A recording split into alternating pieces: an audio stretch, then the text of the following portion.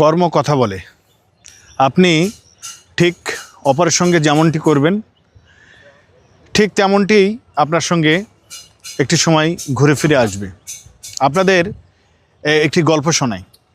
এক গ্রামে এক দরিদ্র কৃষক ছিল।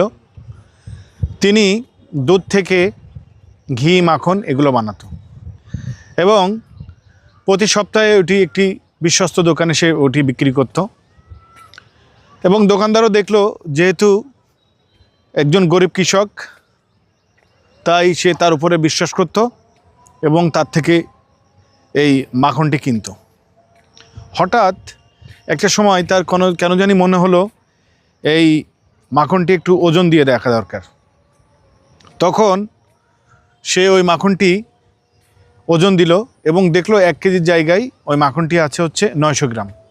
তখন তো রীতিমতো সে রেগে গেল এবং বেশ বিরক্তও হলো।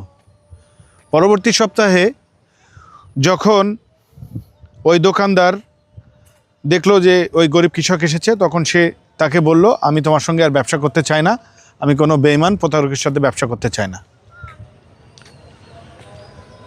কৃষক তো রীতিমতো অবাকই হলো এবং ভাবলো যে আসলে কি হলো।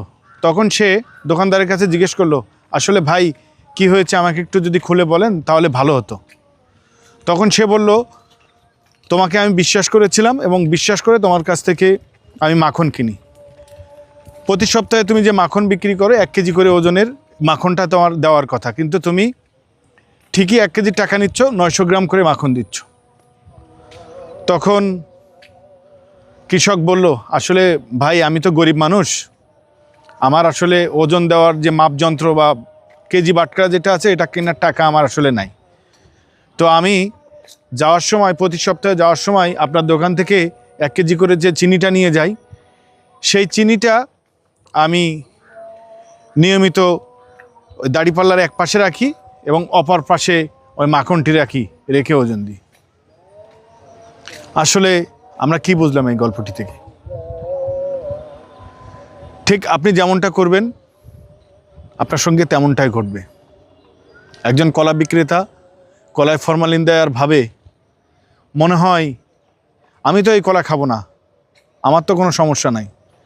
ঠিকই সে অন্য দোকান থেকে যে পণ্যটা কেনে তার ভিতরেও কোনো না কোনো ভেজাল থাকে।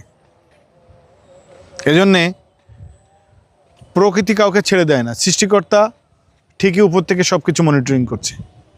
কাজেই সবাইকে সেইভাবে হিসাব করে চলা উচিত।